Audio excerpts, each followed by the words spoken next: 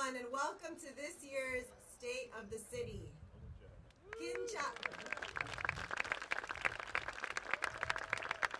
Kinchao Quivi. Hola a todos y bienvenidos al Estado de la Ciudad. For those of you who don't know me, I am Sylvia Skandar-Mahan, first partner of San Jose and your MC for today. Thank you. I'd like to thank our host today at Happy Hollow Zoo for helping us celebrate the state of San Jose. Our daughter Nina was here for a birthday party the other day, and as she was looking out through the fence, she noticed some trash along the roadway.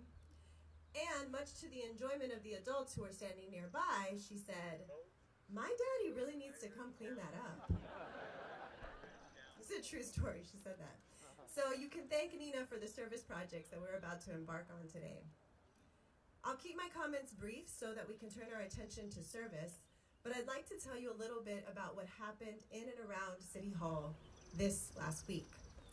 Over the past 10 days, Matt and his team spent time bringing attention to San Jose's core priorities: ending homelessness, investing in affordable housing, increasing community safety, and cleaning up our city.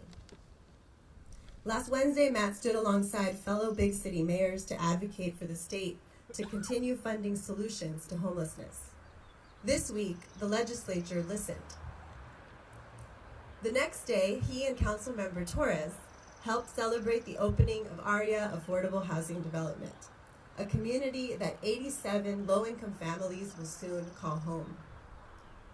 This Tuesday, Matt and many of our council members here today joined hundreds of volunteers to paint the largest mural in San Jose on San Pedro Street.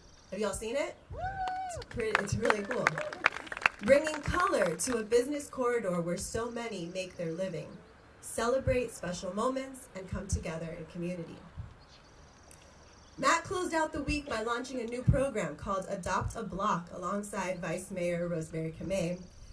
This program asks neighbors to sign up to keep their corner of San Jose clean and beautiful. And you'll be able to sign up later today to take ownership of your street and receive a litter kit to help. So there is never a dull moment in a city of 1 million people, but as this past week shows, it was a particularly busy week. And I'd like to acknowledge some of the leaders here today who have helped Matt push for progress on our core priorities. And there are a lot of them, so please hold your applause until after I've said everyone's name.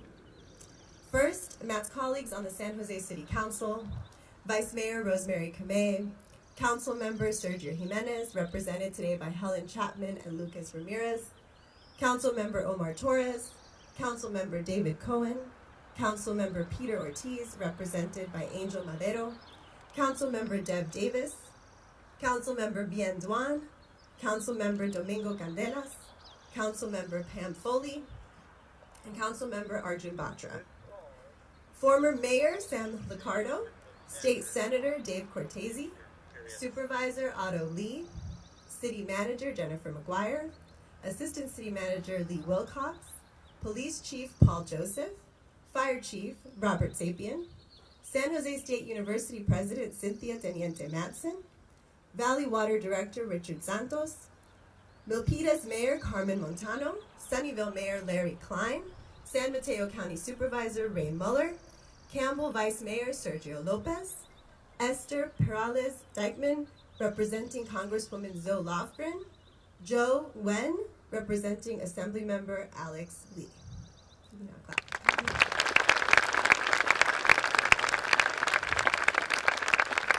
Thank you so much to all of the elected leaders, neighborhood leaders, and business leaders for being here.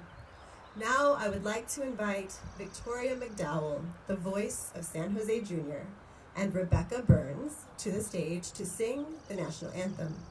These multi-talented young women are also San Jose State University students. Go Spartans!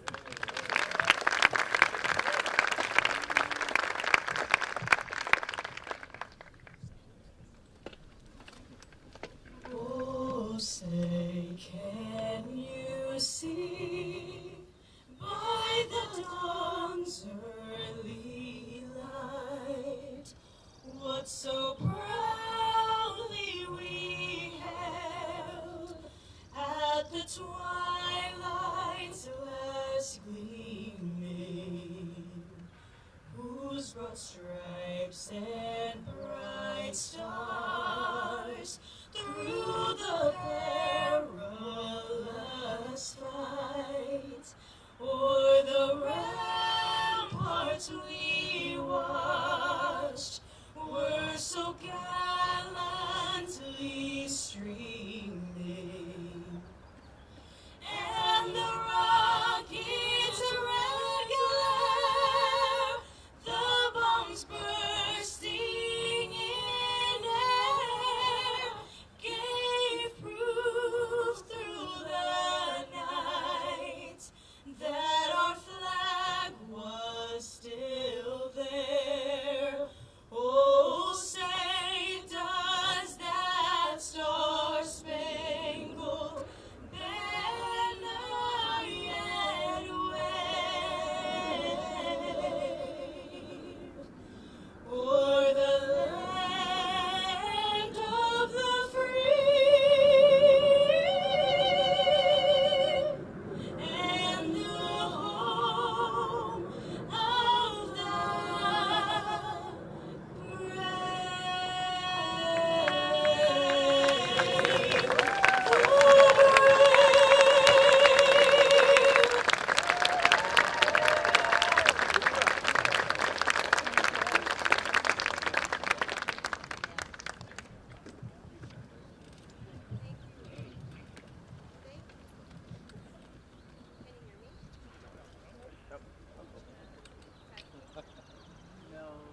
Can you hear me if I yell?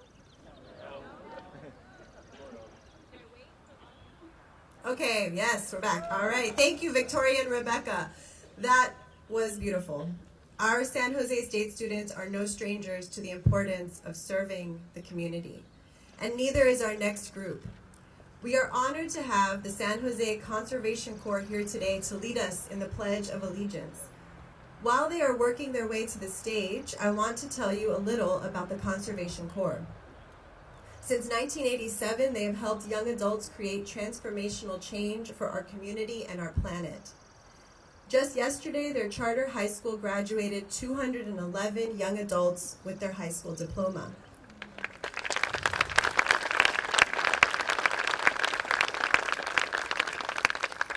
The Conservation Corps helps protect our community from wildfires, helps maintain our parks and trails, provides zero waste services to school districts, and provides emergency services to communities in need.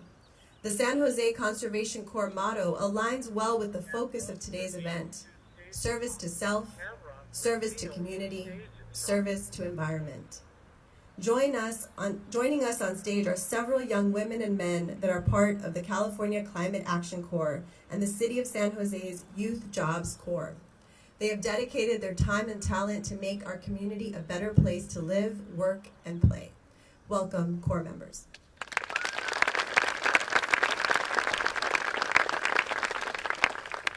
Please join us for the Pledge of Allegiance. Ready? Salute. I pledge allegiance to the flag of the United States of America and to the republic which stands one nation under God, indivisible, with liberty and justice for all.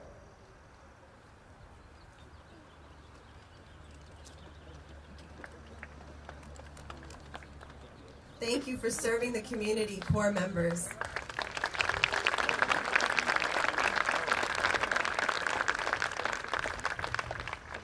We have a lot of people who are doing a lot of good in the audience today, and you are about to meet some more. Every year, each member of the council highlights a person or organization making a big impact in our community, and this year is no different. I'd like to invite someone very special to me to the stage to help hand out our Community Hero Awards, which are golden litter sticks. Do we know you know what litter sticks are? We had a debate about whether you would know what that was, but I think you know. The things you use to pick up the trash, yeah. So, and they're golden. But these are unfortunately not redeemable for a trip to a magical chocolate factory, but they will give you something to smile about. Many of you know the special person I'm inviting up as Mayor Matt, but before he was mayor, he had a lot of titles. And I mean a lot. Teacher, CEO, backpacker, neighborhood leader, tomato grower, and soccer coach, to name a few. But still, he reminds me, when he has a free moment, that the titles he holds closest are the ones given to him by his family. Son, brother, husband, and dad. He reminds me by going to the market every Sunday on his day off and cooking family dinner at least once a week, if not more. He reminds me by waking up every morning extra early so he can get the kids to school and trying so hard to make it home at night in time to put them to bed. And of course, he reminds me by being my absolute favorite person to binge Star Wars with. Matt, thank you for not only being a present, loving, and fun dad and partner, but also a true role model for our kids by showing them what it looks like to be a public servant, focused and dedicated to solving our city's biggest problems.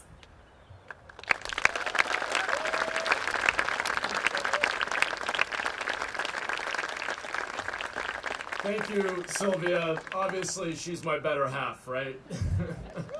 Very much so. Thank you, Sylvia.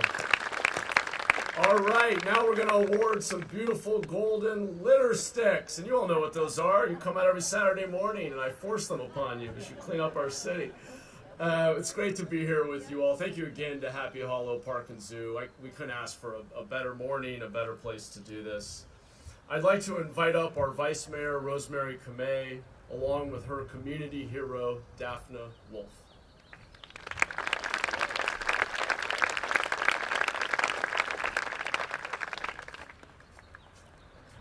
Thank you, Mayor Matt.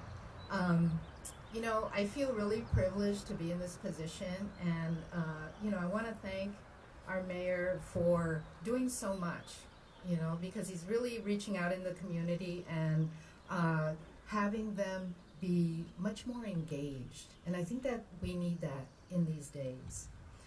Originally from Seattle, Daphne Wolf was raised in Belmont, just up the peninsula. Eventually, she made her way to San Jose. She founded and currently serves as president of the Winchester Orchard Neighborhood Association in West San Jose, and has served our city in the Parks and Recreation Commission since 2015, and 4 years as chair. She was deeply involved in the development of her neighborhood urban village plan. And those of you who know, when you volunteer, that's a lot of hours. She's been a consistent advocate for safe, clean, and enjoyable parks and recreational activities. She has taught elementary school in San Mateo County for over 35 years. So she's very, very dedicated to our future children, and has a husband and son who are proud public school teachers. Her time both as a commissioner and a teacher ends this June, so she's actually retiring this year. I selected her to receive this Community Hero Award in recognition of her service to her city and community. I want to thank you, Daphne, so very much for your service, and we all wish you the best in your next chapter. Congratulations.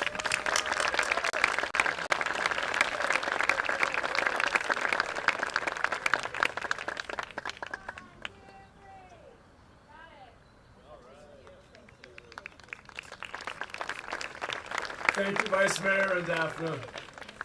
Unfortunately, Councilmember Jimenez was not able to join us today, so I will be introducing his community heroes, Debbie Webster and her neighborhood association. Debbie, please come on up and join me here with your neighbors.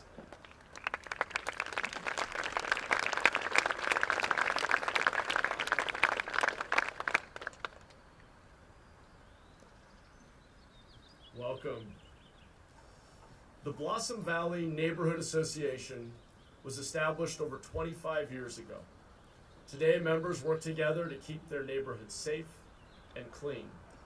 They host community events, monthly cleanups, and National Night Out. BVNA recently helped improve Minor Park in District 2 for all of their neighbors. BVNA members are active, engaged, and work tirelessly to build a strong community. And I just met the founder of the Neighborhood Association. Can you remind me of your name? Beverly. Beverly, when did you start the Neighborhood Association? A long time ago. All right, good enough. All right, let me get that golden litter stick.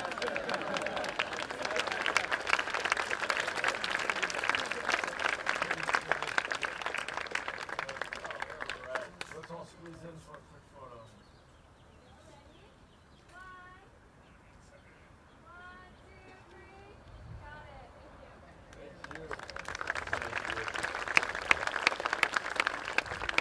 Thank you, Debbie, Beverly, and BVNA.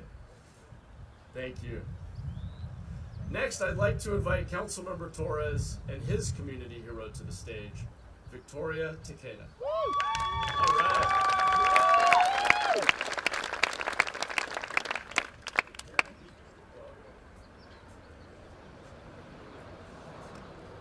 Good morning, everyone.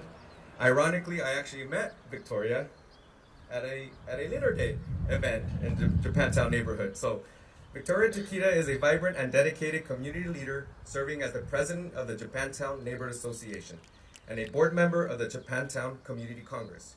Her unwavering commitment to her community is evident through her active involvement in various initiatives and events aimed at enhancing the quality of life for residents.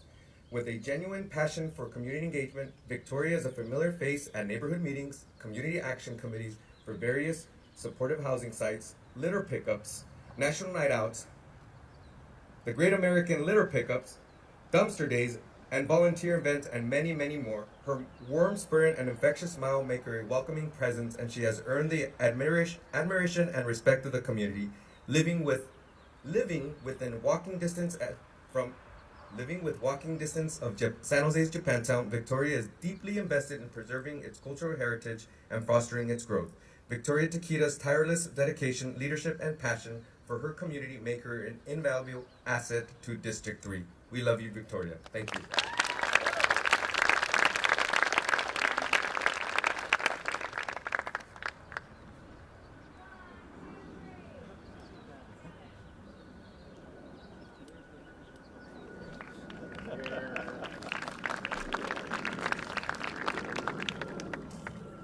Thank you, Councilmember Torres and Victoria.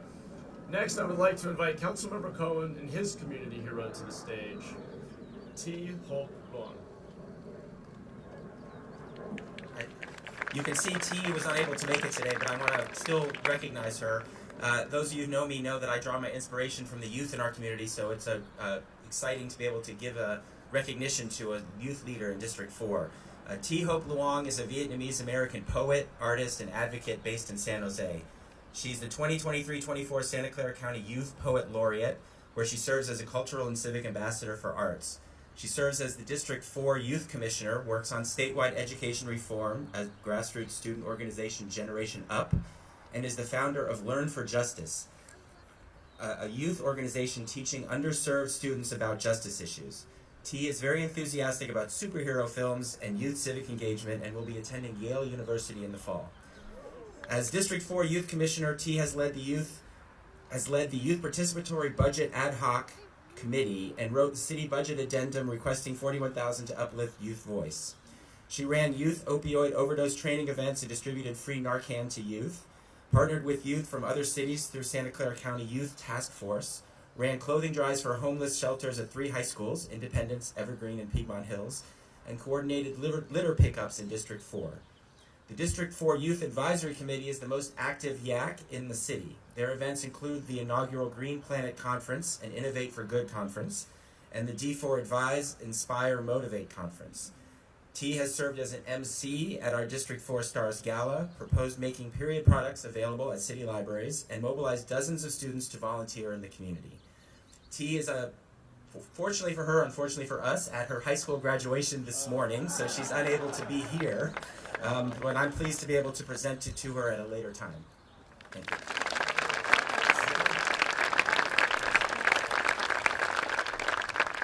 Awesome. Thank you, Councilmember Cohen, and thank you, T. Congrats on your graduation today.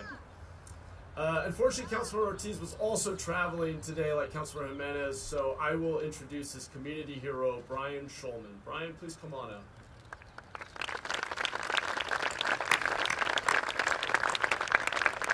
Brian Schulman, a resident of the Jackson McKee neighborhood, recently came into a leadership position after fiercely advocating to reduce blight in his community.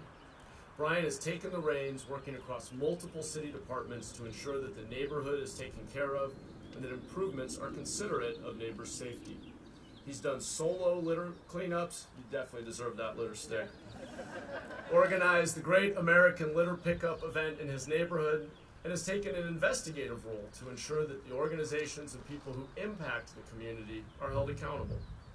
Brian's leadership has felt like an extension of the D5 office, and they are grateful for his dedication and ability to bring neighbors together.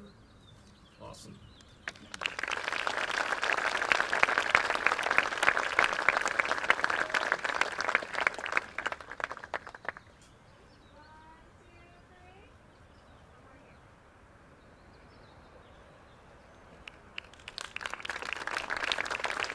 Thank you, Brian and Angel.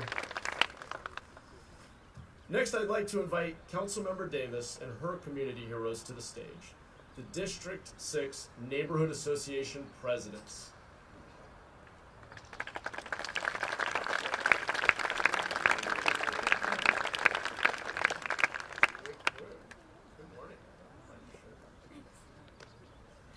Good morning. So we don't only have presidents here today, but we know that all of the board members of neighborhood associations and neighborhood associations in general play a crucial role in fostering community engagement, improving quality of life, and addressing local issues. Definitely helps keep the number of calls to my office down, so thank you. I am fortunate to have 12 neighborhood associations that are extremely involved in and care deeply about our community. Their leadership and advocacy have not only improved their neighborhoods, but also enhanced the vibrancy of our entire city.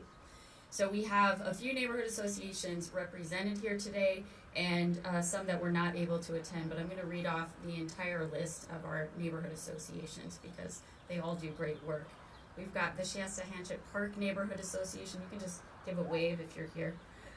The Corey Neighborhood Association, the North Willow Glen Neighborhood Association, the Willow Glen Neighborhood Association, the brand new Glenside Riviera Neighborhood Association, the Gardner Neighborhood Association, Buena Vista Neighborhood Association, Rosemary Gardens Neighborhood Association, Del Mas Park Neighborhood Association, College Park Neighborhood Association, Sherman Oaks Neighborhood Association, and the Newhall Neighborhood Association.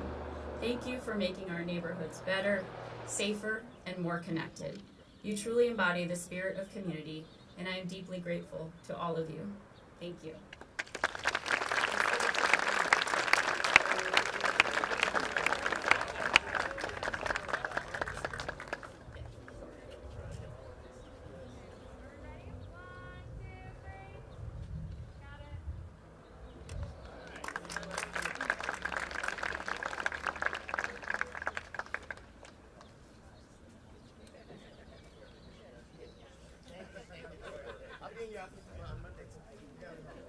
Okay, good. Thank you, Councilmember Davis and all of our District 6 community leaders. Next, I'd like to invite Councilmember Dwan and his community hero to the stage, Carolyn Johnson.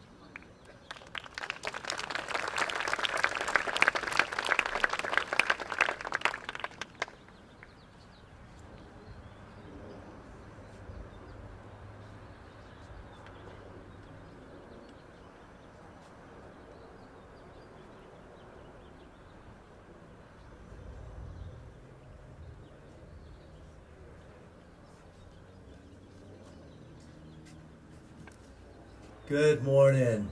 I am so proud to be here and be here to dedicate this beautiful stick to Carolyn.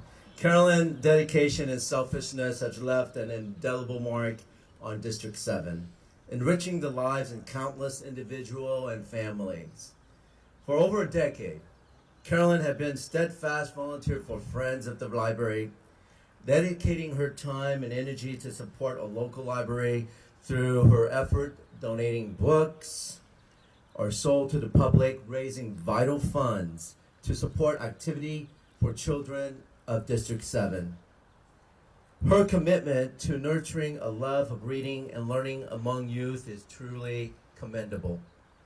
Her tireless work in collecting toys for the annual toy drive have brought joys over 1,600 children in our community.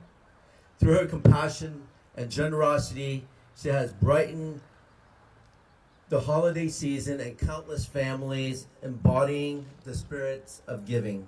Moreover, Carolyn has been dedicated and advocate for various causes, from raising funds for the American Cancer Society to participating in Relay for Life walk to support Alzheimer Association. Her commitment to raising awareness and providing support to those affected by cancer and Alzheimer is truly inspiring. As a member of the McLaughlin Neighborhood Association, Carolyn has been instrumental in working with activity to support the residents of our community, serving as a chairperson of the National Night Out, Gifts and Resource Committee for the MCNA. She has helped foster a sense of unity, camaraderie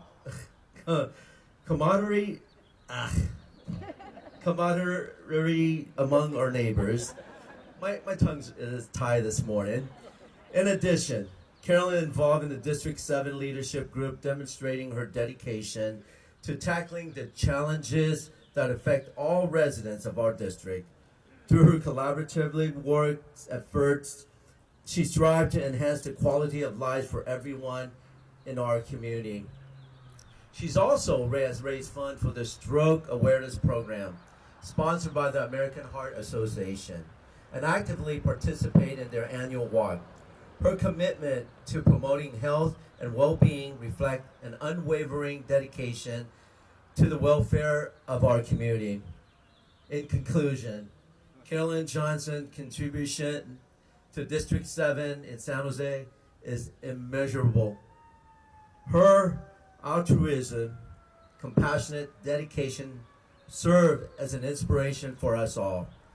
Let us take this opportunity to express our heartfelt gratitude to Carolyn and her tireless effort making our community a better place for everyone.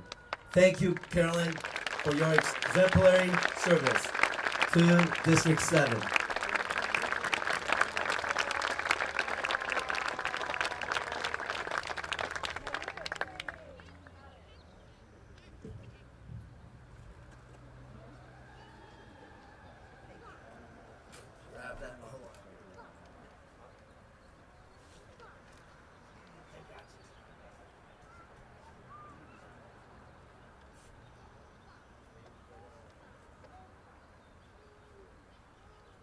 Thank you, Councilmember Dewan and Carolyn. Next, I'd like to invite Councilmember Condelis and his community hero to the stage, Pat Waite. Looks like Pat is joined by others. All right. The D8 Roundtable. Awesome. We need an entourage when we give our District 8 Community Hero Award. Good morning, everybody. I am really excited to be here. Pat Waite is a representation of the District 8 Community Roundtable and the great work that they do.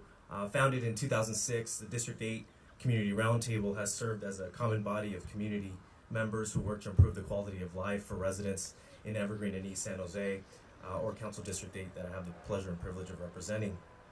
The D8 Roundtable meets monthly to share ideas, issues, and concerns, and to voice those concerns to the City Council member, yours truly, and other government and non-government organizations as appropriate. They are representative of various neighborhood associations from Norwood to Creekside to Brigadoon and beyond. Over the last 18 months, D8CRT and the board have collaborated closely with my office from implementing CERT, Community Emergency Response Training, readiness workshops, to supporting local events to build stronger neighborhoods like Music in the Square and Santa in the Square. I am joined on stage by members of the D8CRT, which includes our chair, Pat Waite, Derek Grasty, Jim Zito, Steve Bennett, and Dave Burkhart. Thank you so much.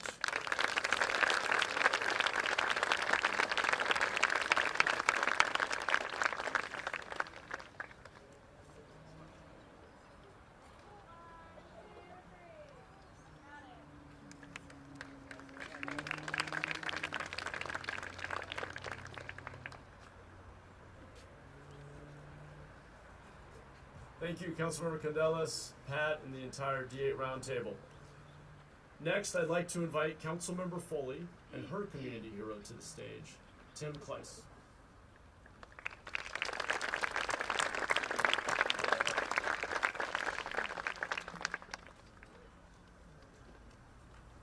beautiful day in San Jose, isn't it? I'd like to introduce you to Tim Kloss.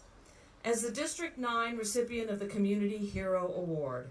Originally from Belgium, he resides in District 9 with his wife and 3 children.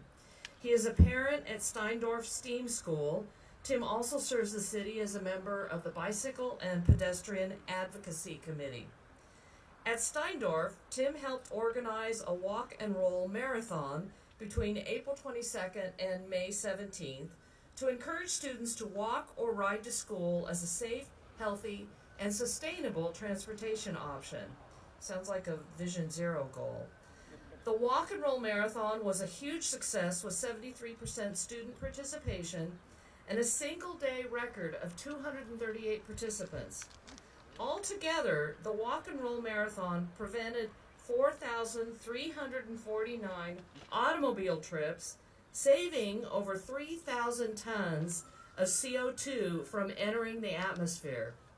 That's awesome. This walk and roll marathon can serve as a model for other schools to encourage alternative transportation options for getting to school. Additionally, Tim has been a tireless advocate for safe streets in District 9 and citywide. And as Vision Zero chair, I am particularly passionate about creating safe and accessible streets. So, I'm very happy to recognize Tim Kloss as the District 9 Community Hero.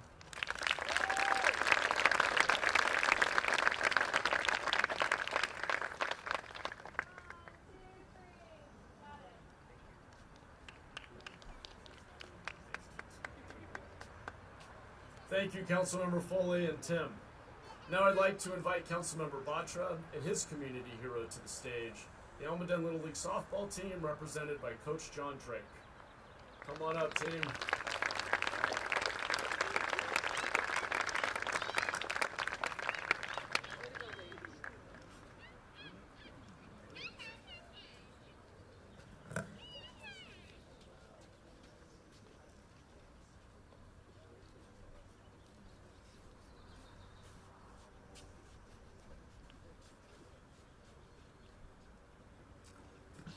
Good morning. Thank you, Mayor.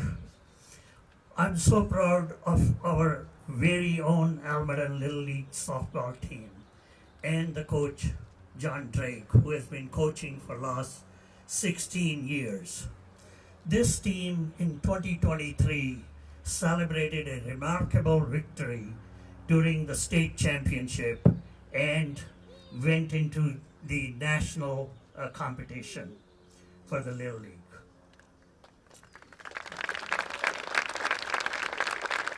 Coach has been there for 16 years. Victory is obviously celebrated, but what I really admire is the discipline, the teamwork, helping each other team members, those kind of skills instilled in the team members at this age help them develop to be the great citizens where they help us, the communities, to be grown. So I thank you, Coach, for instilling those skills into the young ladies, and then they having the competitive spirit to win these competitions. Thank you very much. Congratulations to the team and coach for all the work you have done for the last 16 years, and the team for your excellent work during 2023 and winning at the state level and representing San Jose at the national level. Yeah.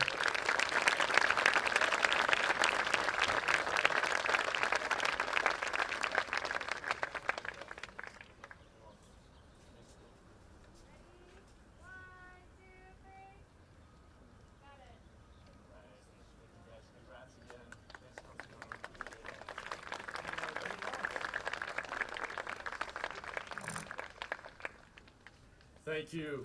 Thank you, Councilmember Batra, Coach Drake, and the Almaden Lightning, who I understand are off to another game. Good luck, ladies. Now I have the honor of highlighting my community heroes. This year, I'll be giving the golden litter stick to a few people who know firsthand how important our watershed is and how poorly we've protected it.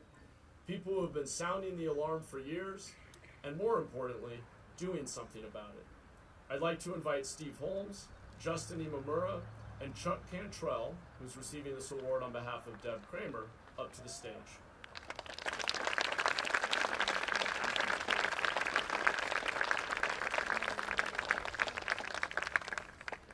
Steve Holmes, who leads the South Bay Clean Creeks Coalition, has organized over 361 cleanups and removed over 576 tons of trash from our creeks alongside thousands of volunteers.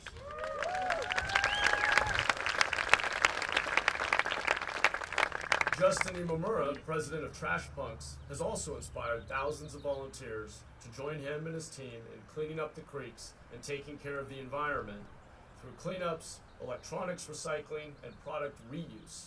In 2023, Justin and his team collected over 41 tons of trash across 43 community events.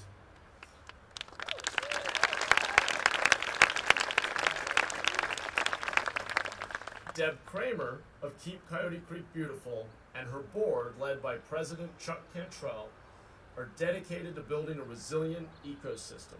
In 2023, their efforts led to the removal of 72.5 tons of trash and brought together over 1,300 volunteers.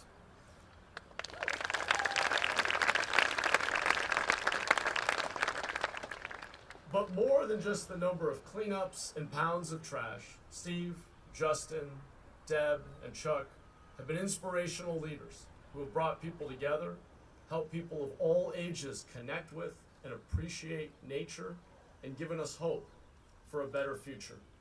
So I want to thank each of you and your organizations for the important work you do, and I want to assure you that the investments we're making in this year's budget will help us move closer to the ideals you embody every single day. Thank you.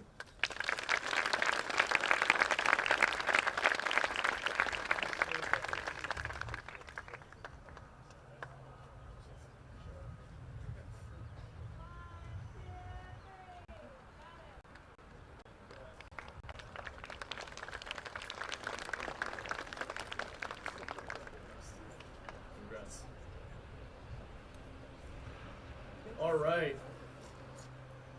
One final round of applause for all of our community heroes this morning.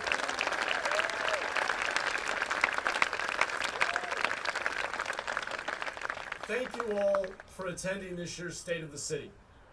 We're focusing the event on action this year because we have a lot of work to do. Work to make San Jose safe.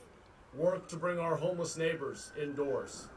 Work to make our city clean and beautiful. Work to ensure our kids and our kids' kids have a thriving place to call home. But my mom used to say, many hands make light work. And we have hundreds of people here today with hundreds of hands who believe in service. People who are dedicated to helping create the city we all aspire to be. We just recognized a few community heroes, but I know every person here today is willing to lend a hand to pitch in. I know that because last year, San Jose saw a 300% rise in volunteerism.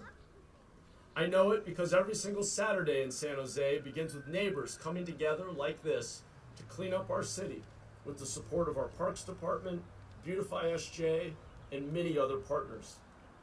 I know it because over the past year, our City Council has come together and focused San Jose on delivering on the basics. Our City Manager, Jennifer McGuire, Assistant City Manager, Lee Wilcox, and every single department director and staff member has taken this focus to heart and tackled our biggest challenges first.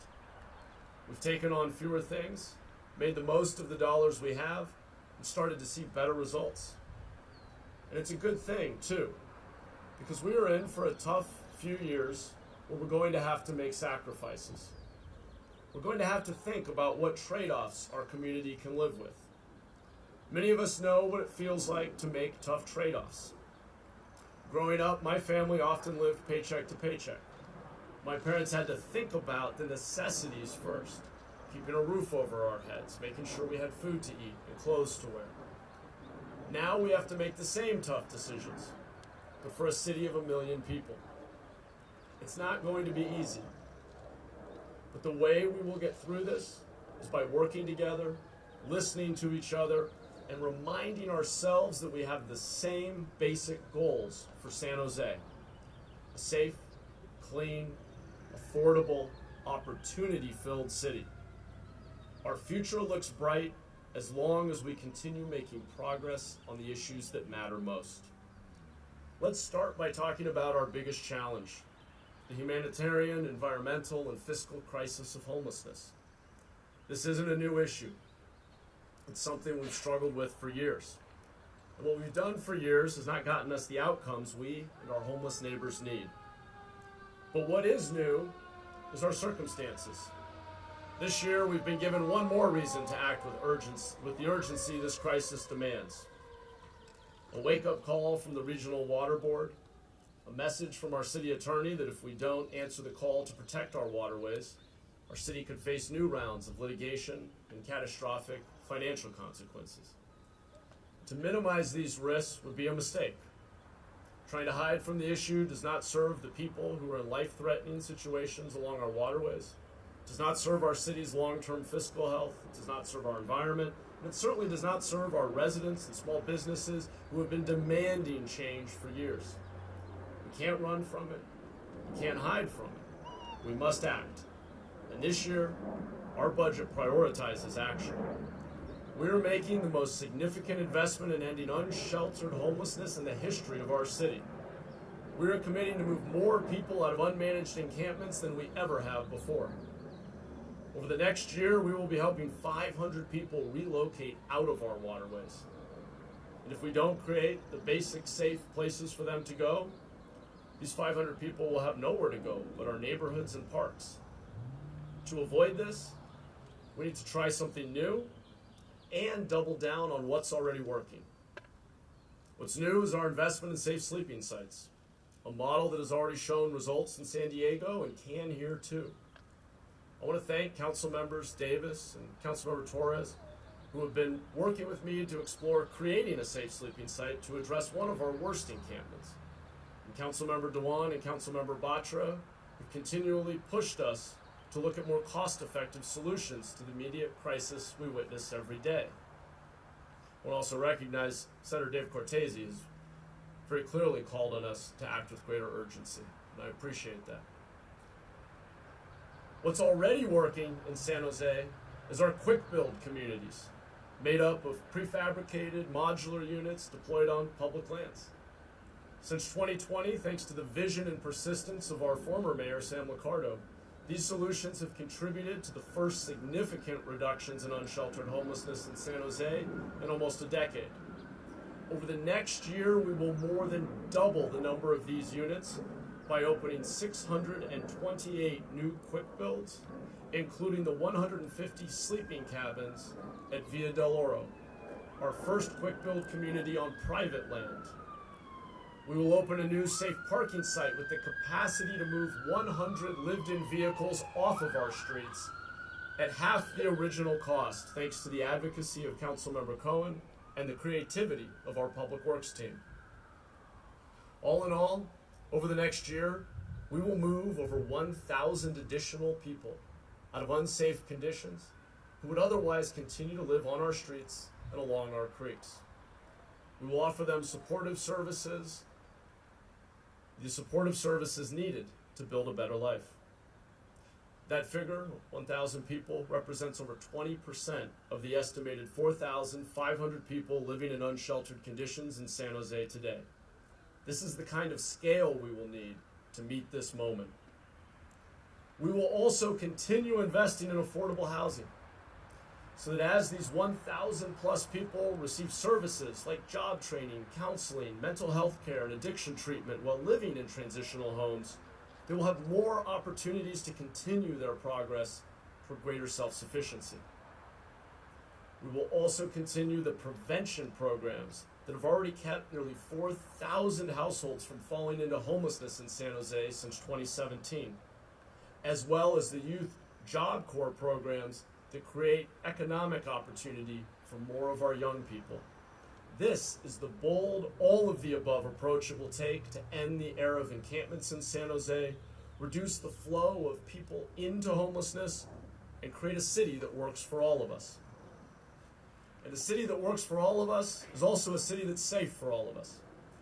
Like our investments in ending homelessness, we're seeing progress on our goal of fully staffing our police department. For the first time in 5 years, we're seeing growing numbers of applicants to our SJPD Academy.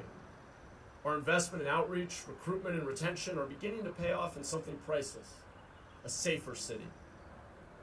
To maintain this progress, this year we're making other strategic investments. We're thinking long-term, incentivizing young people in our community to consider a career in service by investing in our cadet program. We're also diversifying our ranks by establishing a women's boot camp that connects women interested in law enforcement with women who have already chosen to serve San Jose. Thank you, Vice Mayor Kamei, for leading our 30 by 30 pledge, which commits us to increasing the share of women in our academy to 30% by 2030. We're also investing in technology to reduce the burden on our overstretched police force. We are going to be one of the first cities in California to pilot automated speed safety cameras, an opportunity Councilmember Foley, our intergovernmental relations team, and my team worked hard to secure in Sacramento last fall. And to help pay for them, our Department of Transportation just secured an $8 million grant from the federal government. These cameras will help remind our residents that speeding may save a minute, but slowing down can save a life, and that we are all responsible for the safety of our roadways. A clean, beautiful environment also makes people feel safe. Over the last 18 months, we have come together as a council to host regular community cleanups, dumpster days, and beautification projects, demonstrating our commitment to creating the San Jose we want to see, with an extra focus on our beautiful east side, where Councilmember Ortiz and I have co-led over a dozen community cleanups. We have to take pride in the city we call home. We have to take care of it. And part of that effort is holding bad actors accountable.